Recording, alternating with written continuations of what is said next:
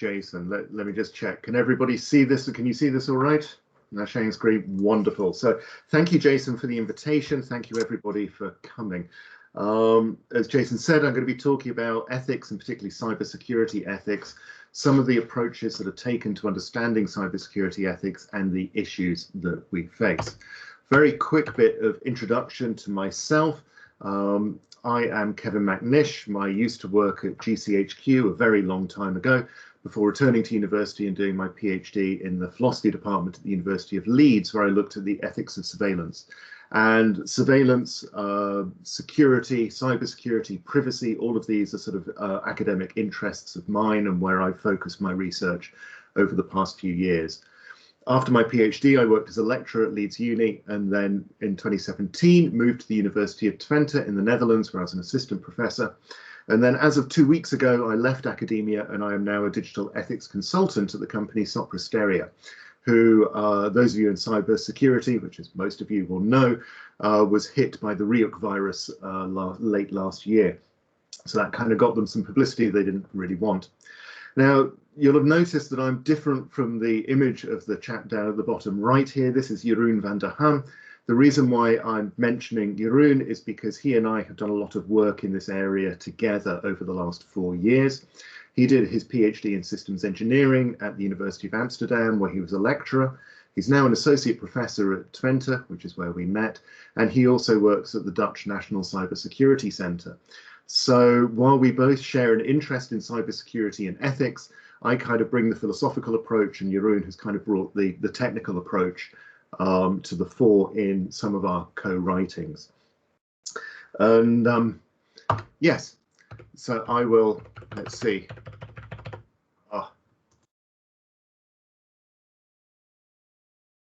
Okay, system's going slowly, right.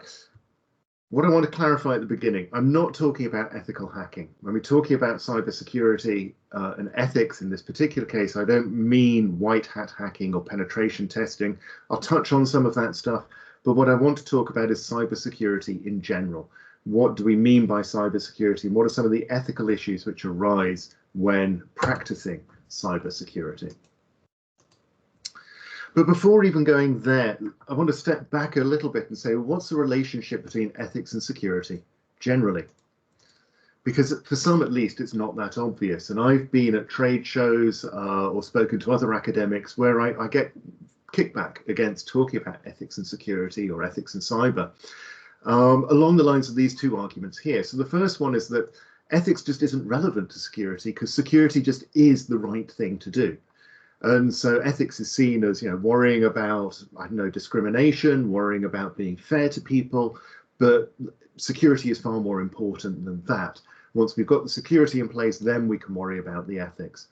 So that's one argument. The other one is, what if by being ethical, what if by worrying about these things that you keep raising, Kevin, what if we then let the bad guys through? So we've done everything right in terms of morality, but we've been hacked. Surely that's a bad thing. And of course it is. But what I want to stress is that both of these are ethical arguments. We're saying in the first case that security is a value and it trumps the other values that we hold, such as the value of not discriminating against people or the value of treating people equally. And likewise, what if by being ethical we let the bad guys through? There's an implicit assumption there that it's bad to let the bad guys through, and of course it is. But then how bad is it to let them through, and what are the costs we're prepared to pay? And I really sort of see that question of costs as being at the heart of what we mean by ethical security. So what do I mean by security generally? Firstly, to say that it's a remarkably under-theorized concept, security, for the way in which it's used, the way in which it's talked about. One of the best definitions I've come across is by Arnold Wolfers, writing in 1952, describing national security as being the absence of threat to acquired values. And that kind of, I think, brings up some good points about the absence of threat and values. There's been a bit of work done around that. For a working definition for today, I would like to suggest that it is the inverse of risk. So if we see risk as being a function of severity of harm and probability of harm, then the greater the risk means either the harm is more likely to occur or it's a more severe harm. And as risk increases, security decreases, and vice versa. So that's kind of where I'm coming at when I think about and talk about security. So, in agreement with the people who've argued against me at trade shows and so on, I would agree security is morally good. None of us want to end up in the sort of situation that was seen in Vancouver about 10 years ago with the riots, or as is depicted in Hollywood with films like The Purge. Clearly, we don't want to be in an anarchistic society, or most of us don't. But then nor do we want to be in the other extreme of a totalitarian society, such as Nazi Germany, or communist Czechoslovakia, as was.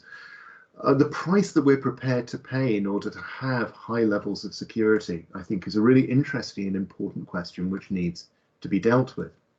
And although it's something of a simplification, I want to suggest that there's a little bit of a continuum going on between total security and total liberty.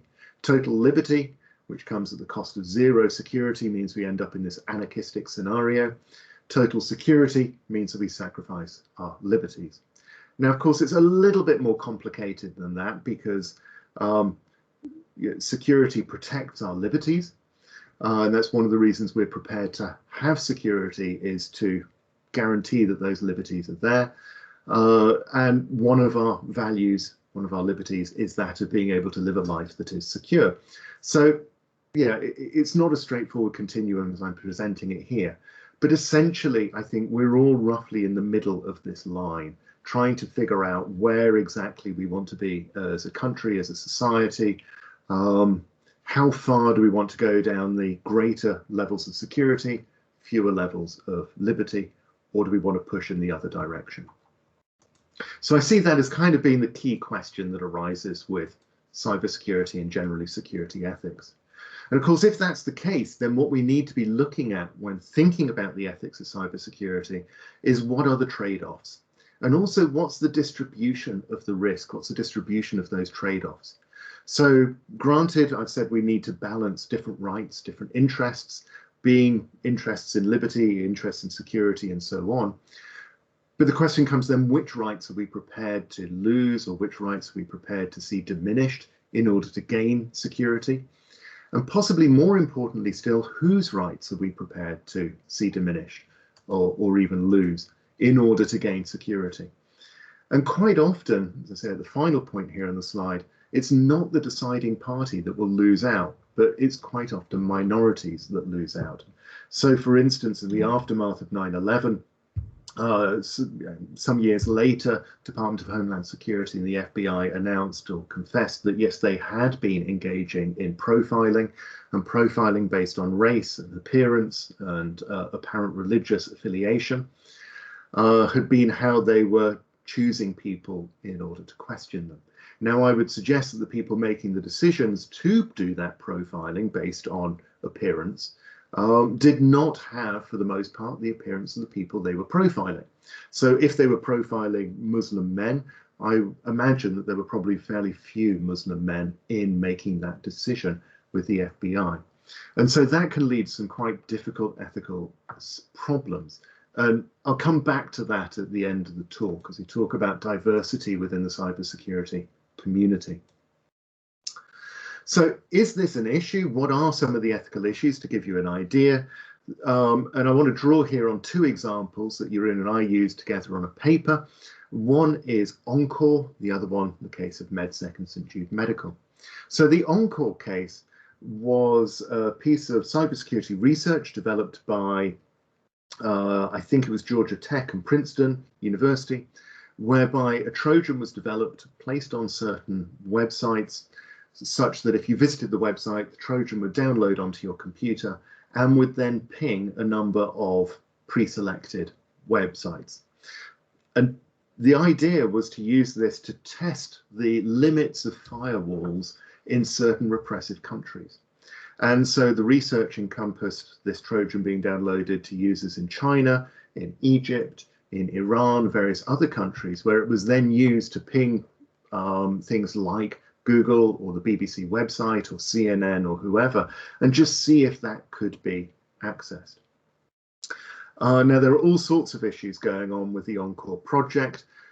Quite a bit has been written about it now. I believe it happened in about 2015, 2014. But some obvious ethical issues which arise from it are the fact that the people whose computers downloaded the Trojan were never asked for their consent. So they were engaging in academic research without consent, which is already a problem. But also they were exposed to potential harm, in that if your system continually pings a website that you're not supposed to be accessing from your country, at some point the security services are going to notice this and come and pay you a call. And of course, in more repressive countries, which are the ones which have the more active firewalls, the security services are not exactly known for entering into dialogue when they come and visit you. And your defense being, well, I wasn't doing it, it must have been some random stranger at Georgia Tech downloading a Trojan onto my system, is not really going to cut the mustard with them. So that was the Encore project. The other project I want to look at very briefly was the case of MedSec and St. Jude Medical. St. Jude Medical create medical devices such as pacemakers, which are then connected, I believe using Bluetooth with your mobile phone, and you can then check on its performance, check on battery levels and things like that remotely. MedSec are a penetration testing white hat hacking company and decided to do some reverse engineering against St. Jude Medical equipment. They found some vulnerabilities, quite a few vulnerabilities with it, but St. Jude Medical had a history of creating equipment that was prone to vulnerabilities. And when the vulnerabilities were flagged up to them, they didn't patch them. And so rather than going through the same process that other pen testers had done of telling St. Jude Medical about this and having St. Jude ignore them, MedSec did a slightly different approach and shorted the St. Jude Medical stock. That is to say, they went onto the stock market and bet against St. Jude stock increasing. And then they went public and went to the press and said, St. Jude Medical has all of these vulnerabilities in it. And because of having shorted the stock first, this meant that huge amounts of information, huge amounts of interest sort of sprang up around this case. It got into a lot of press in the way that other vulnerability exposures don't. And I believe there were even questions asked about it in Congress. And certainly a law was subsequently passed, or at least proposed, saying that it would be illegal in order to reverse engineer medical equipment, which is kind of interesting, is the way the thinking goes there as well. So whereas the Encore case, I think, is quite obvious as to what some of the ethical problems are, the MedSec case is a little harder. There's certainly the danger of interfering with these devices by announcing the vulnerability publicly. There's going to be a period before the patches are developed when people wearing these devices will be vulnerable. MedSec would have responded, well, they were vulnerable anyway. Us publishing it doesn't make them particularly more vulnerable. That's to be disputed. So it just kind of gives you an idea about some of the ethical issues which are coming up and have come up in the last 5 or so years within cybersecurity, and why I think this is an issue. So moving ahead, these 3 approaches I want to talk about 3 ways in approaching and thinking about cybersecurity ethics. And again, this comes from a writing that Jeroen and I did together, the chapter on cybersecurity ethics from the forthcoming Oxford University Press Handbook on Digital Ethics. And these 3 approaches, which I'll go through in detail next, are the bottom-up approach, a pragmatist approach, and a top-down approach. And I just want to state up front, I've used all 3 in thinking about this. I actually think the 3 dovetail together effectively to give you the fullest picture that you can get as to what the issues are and how to deal with the issues. But I think it's worth understanding and appreciating these differences to see where people are coming from and why they might differ in their approaches in writing about some of the ethical problems. So taking the bottom-up approach first, this essentially starts by looking at case studies. What's being published? What's being talked about in the cybersecurity ethics field? What are the case studies like Encore and like St. Jude Medical, like the Ryuk case and others? And then taking all of those together and saying, what are the issues which arise out of those? what are the cases that come up? So Encore has cases of harm and cases of consent. St. Jude Medical also has harm as well. So then we can start to say, what do these have in common? And as you get commonalities, as you get similarities, you can then start creating a clustering in order to provide a sort of broad tool or a canvas through which you can then approach future cases. One of the biggest projects that's done this was the Horizon 2020 Canvas project, which I think has now come to an end. It's certainly coming to its end point.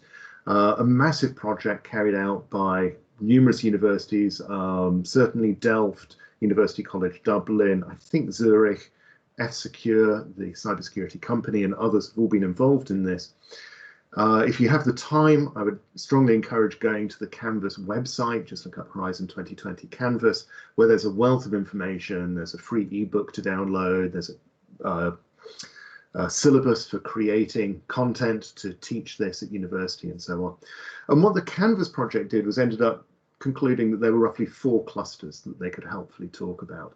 These were, I believe, security, privacy, justice, and fairness.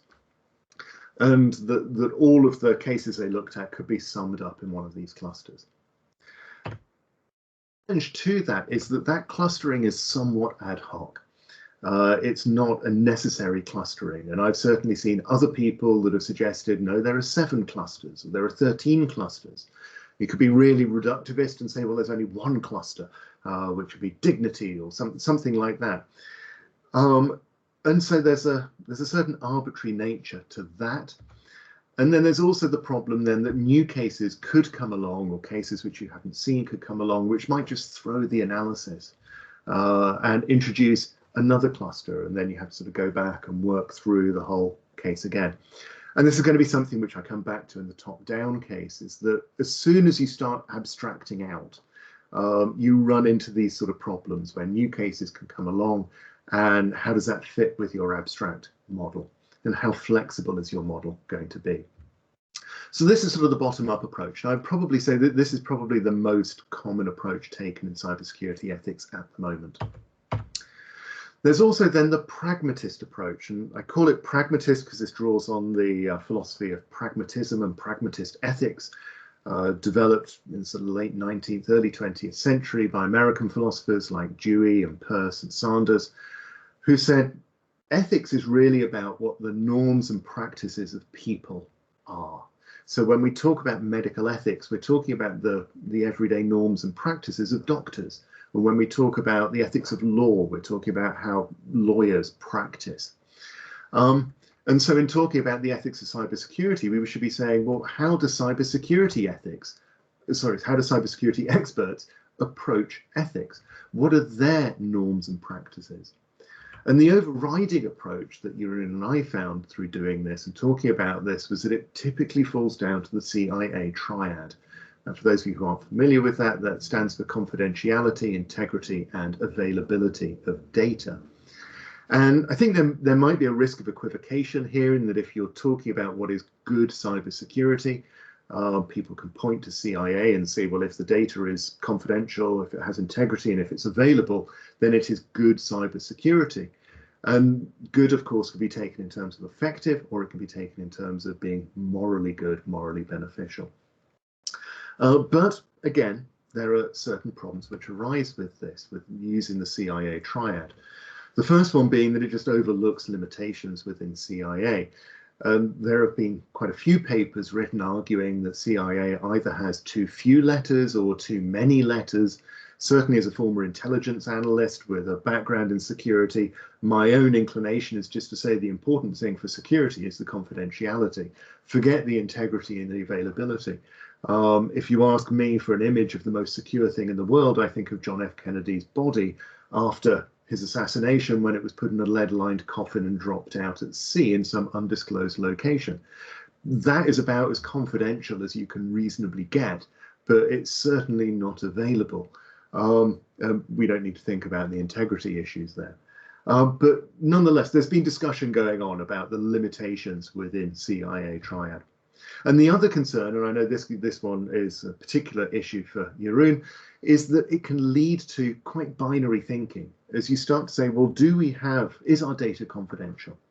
okay, if we're going to be able to give a yes/no answer to that, we need to be able to measure that. So then we come out with a list of criteria and we say, if it fulfills these 5 or these 10 criteria, then yes, we can say it's confidential. And we tick that box. And that's great until you then get a conversation between somebody who approaches confidentiality from that technical perspective, speaking to somebody who has a non-technical understanding and approach to confidentiality. And if you don't understand that there's this difference in definition of confidentiality, imagine you've got the CEO talking to the CSO of an organization. The CEO says, reassure me that our data is confidential. The CSO says, yes, it's confidential. I can guarantee you that. In the CSO's mind, it's confidential because it's ticked his 10 criteria for confidentiality. The CEO hears, wonderful, we can't be hacked, which of course is not what the CSO meant.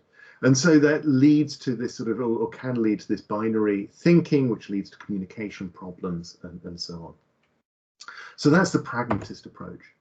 The third approach I wanted to raise is the top-down approach, where you develop an analytic theory or an approach, or you borrow an approach. So Maria Rosaria Tadeo at Oxford, the Oxford Internet Institute, has done this particularly with cyber warfare, looking at the just war tradition, which looks at when war is justified or when it might be justified, and saying, can we take these same questions and apply them to cyber warfare? And she's kind of taken that approach there. Walter Peters in the Netherlands has done similar things using some more continental approaches. Jeroen and I, in the chapter we wrote for the OUP Handbook, used the definition of security as the inverse of risk that I introduced earlier. As I say, what this does then is try to develop an analytic theory about what we mean by cybersecurity and how cybersecurity ethics should then be approached. And through this, we try to encompass all the cases and say all of these cases should then come under the umbrella of what we're talking about. And the advantage of Jeroen and mine's example of using risk is that while comparatively little has been written about the ethical issues in cybersecurity and how to handle those issues, within the ethics of risk, there's a vast amount of information that's come out in the last 30 years, drawing on the work of people like Kahneman and Tversky, looking at cognitive bias and questions like that. And so by looking at cybersecurity ethics in terms of risk, we can then import a whole load of thinking about the ethics of risk into the ethics of cybersecurity, and that helps us to avoid reinventing the wheel. So as I say, it's ambitious because you're creating these grand projects and grand ideas that may or may not work. And of course, that's one of the immediate flaws, is that it may not work. And you may find that you have a new case that comes up, which is an outlier to your theory. And then you get the sort of classic Popperian dilemma that Karl Popper wrote about of, well, do you then reject the theory and say, well, the theory is no good because it now doesn't cover all cases?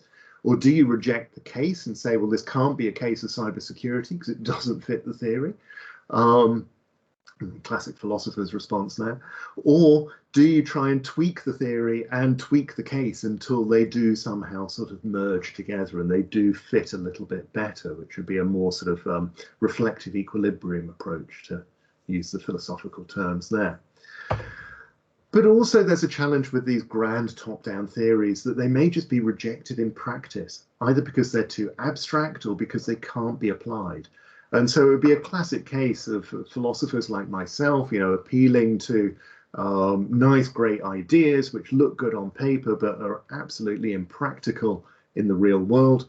And I don't want to deny that those theories can have benefit, but they certainly don't have benefit to practitioners. And the sort of philosophy I've typically done has always been very much at that, the coalface, if you like, of philosophy, getting out there, getting into the practical realm of things. And from my perspective, if it's too abstract to be used, if it's just simply inapplicable in real life cases, then, yeah, it's not a very good theory, I would say.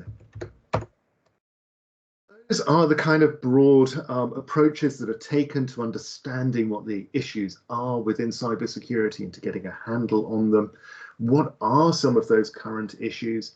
I want to suggest that there are a number of them. I'll run through these fairly quickly and then focus in on two overriding issues, which I see as the main ones, or the biggest ones probably right now. So certainly a major issue is that of privacy, and this is, if anything, has increased as a concern over the last year, with more and more people working from home, and then with companies introducing key logging or remote web camera operation in order to check that their employees are working correctly or working to the hours that they say they're working, and invariably then seeing the office behind them. I'm sure we've all seen the viral videos of people caught not dressed properly on Zoom calls, or having sex not knowing that their webcam was on. Silly things like that are caught up, and that obviously raise questions about privacy. But that's an extreme case. Even on a more localized case, when you have people working in an office, the cybersecurity team frequently have fairly unfettered access to office computers to see what people are typing. If you're working in a standard 9 to 5, 9 to 6 job, then you're almost certainly going to be visiting banking websites, personal email websites on your work computer during work, and cybersecurity teams then have access to that information. So there's all sorts of privacy issues and concerns that come up there. There are also concerns about control of data. Some people would bundle control of data together with privacy. I see them as separate. Where, in recent years, thanks to GDPR and the Data Protection Act in the UK, there is now a right to have a say in what happens to data that is about you. That is a legal right that we have as European or UK citizens. But nonetheless, there is a concern that this data about you is now held by cybersecurity teams, and what they do with that data becomes an ethical question. We've already looked a little bit about the consent issue around on-call, but again, thinking about cybersecurity teams within a company, let's imagine they want to do a drill, do a phishing exercise within the company and see how susceptible people within the company are to phishing or spear phishing attacks. Do they then tell the employees of the company they're about to run this test? And if the employees say, we don't want the test run on us, does that then mean they can't do the test? Now, in a lot of ways, you can deal with this with company policies up front, but when you don't have the policies, you enter into some ethical issues. Of course, even with the policies, you might enter into ethical issues. But there are questions which come up about consent. Again, as we saw with Encore and with the MedSec St. Jude medical case, there's the risk of harm coming in. One of the most famous hacking cases from the 80s was of Jonathan James, who I think in 86 hacked into NASA. Ostensibly, he said, because he wanted to see what he felt that the education he would get looking at how they coded would be the best form of coding you could get in the world. I think he was underwhelmed when he got in there. But one of the things which he accessed was the environmental control systems for the International Space Station. And so, at least in theory, he could have accessed those controls to the International Space Station and either boiled or frozen the astronauts accordingly. And had he been so inclined, could have then held NASA, could have blackmailed NASA over that if he had wanted to. So harm is a very real risk of occurring, both with cybersecurity and in the Jonathan James case, without cybersecurity. So that needs to be balanced and thought about in these trade-offs. Incidental findings, again, thinking through the company cyber guys, what if they discover that somebody in the company is taking soft drugs or having an affair, something like that. Again, there may be policies to deal with that, but there also might not be. And if there's no policy, what does the cyber guy do? Does he feed that up the management line? Does he keep quiet about it, or what have you? Bias, again, I've touched on, thinking about cognitive biases, the fact that we have confirmation bias. If you think somebody's suspicious and you go delving into that person's computer history, you're more likely to find suspicious stuff. And various other biases that can enter into the equation there. And again, I'll talk about that a little bit more in my last slide. And finally, for this slide, trust. The relationship, because cybersecurity gets access to people's computers and their systems, there has to be a level of trust in those involved in cybersecurity. And yet when a test, when a drill is run, people can often feel cheated, betrayed, frustrated, angry, and there might be a diminishing of trust between employees and those people in the cybersecurity team. I know of one penetration test I came across about 5-6 years ago, where the pen testers were brought into the company. I think the company CSO was quite proud of the high levels of security that they had. It was a credit card company, I think. He was very proud of the levels of security they had and was really ready for the pen testers to come back and say, yes, you got great security. What they did was they created an utter fake profile on LinkedIn of a 22-year-old woman who just joined the company, attractive, bubbly, wanted to get to meet everybody in the company. Within 3 or 4 days, they had managed to entirely compromise the company's system. Simply because everybody connected with her in LinkedIn, started sharing information with her, contributed money to a birthday fund for her grandmother or something like that. Nothing to do with the technical side of things, all to do with the human. So, issues of trust that arise there. Finally, before I shut up and we can take some questions, 2 issues that I think are particularly live right now, in addition to the privacy question. The first of these is vulnerability disclosure. And this is, what do you do when you find a vulnerability? Now, within the US government, there's now a policy which is fairly well delineated, that they have a vulnerabilities exploitation procedure, where if you're a federal agency, you, by law or by practice, you have to submit any vulnerabilities you find to the centralized body, which is overseen by NSA, or at least somebody from NSA. And you can imagine then that what they're doing is looking at the vulnerability and saying, is this something we can exploit ourselves? Is this something we can use either in anger or in some other way for national intelligence and security purposes? If not, we'll release it into the wild and tell people, hey, here's this vulnerability, go ahead and find patches for it. If so, we'll keep it back. And some of you might remember from a few years back, I think 2-3 years ago, there was a huge dump of zero-day exploits onto the internet. And I don't know if it was ever confirmed. Somebody may be able to say this in the question and answers afterwards. But it was generally believed that that dump had originated in NSA from these zero-day exploits that were being held on to as possible future exploitation opportunities.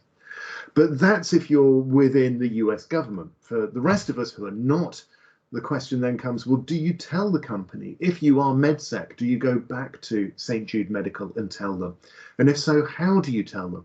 How long do you give them to fix to patch the vulnerability? Do you go straight to the regulator? If the company hasn't fixed it within the time limit you gave them, do you tell the regulator? Do you go one stage further and tell the press?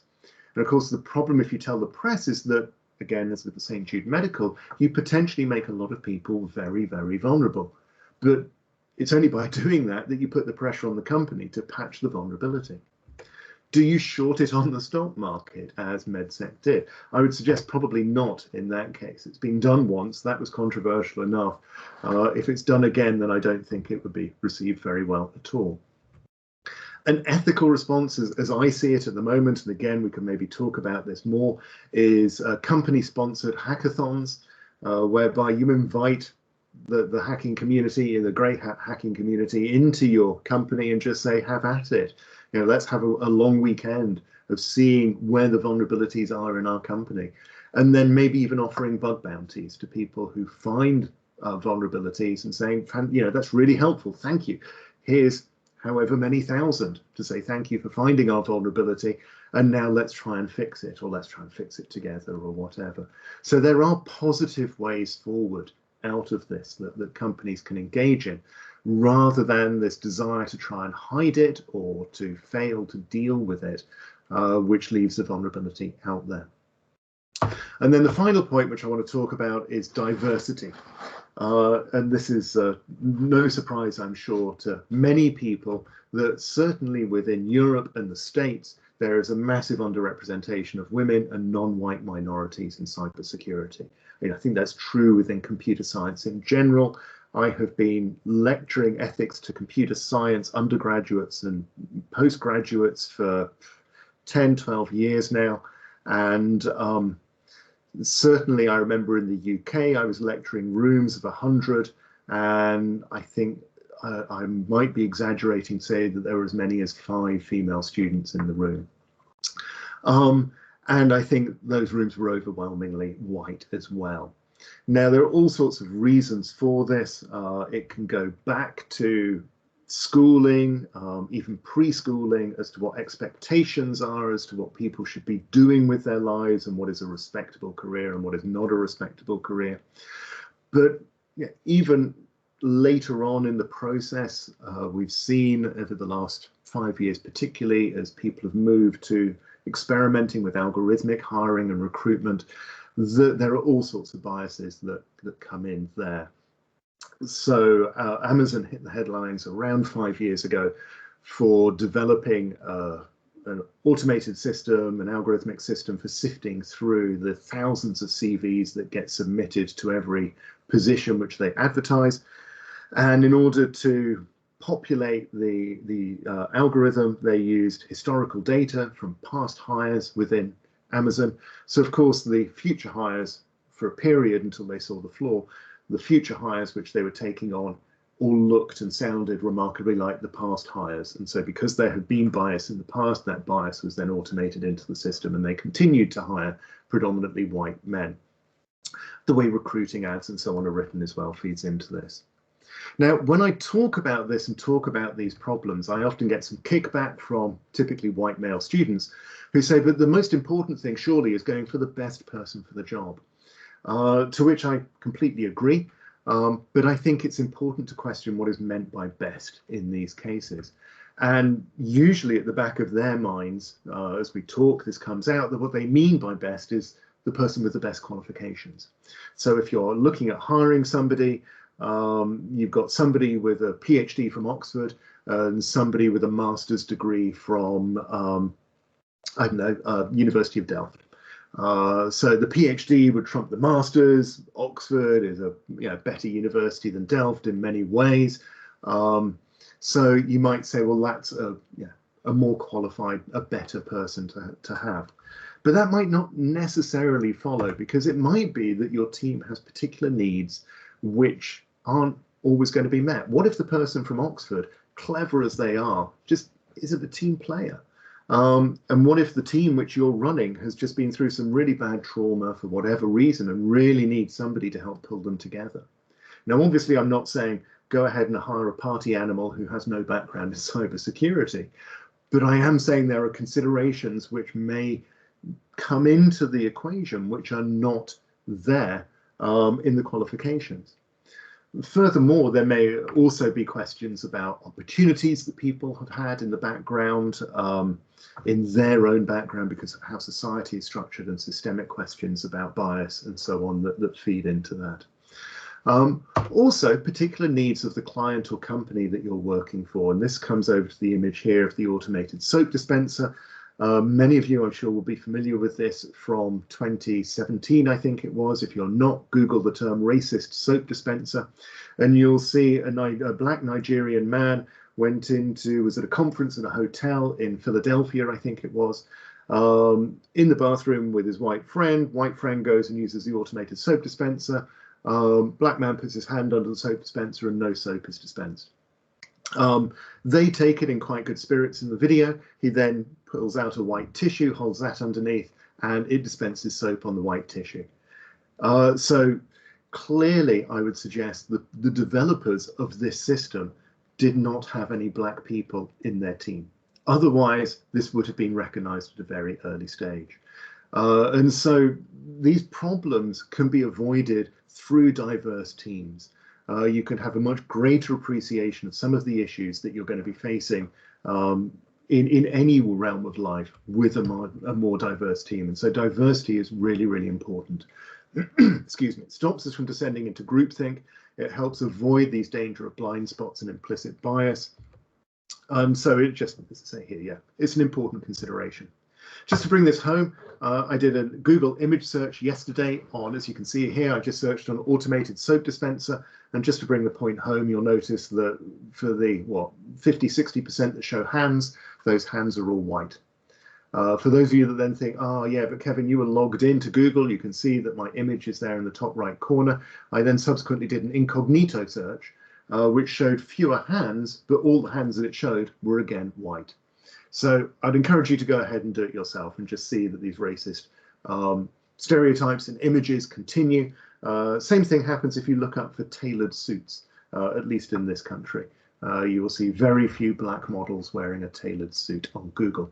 So some things to think about. Very quickly then, in summary, I introduced what ethics was and the interaction between ethics and cybersecurity.